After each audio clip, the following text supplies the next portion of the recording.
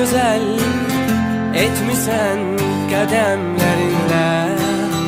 Arzular səslənir sənin doğum günündə.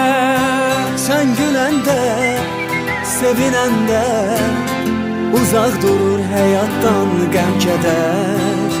Yaxşı ki dünyaya bugün göz açmısan sən. Bütün sevənlər səni gözlədi, hər anı, hər günü, ötən hər dəqiqəni söyləsin.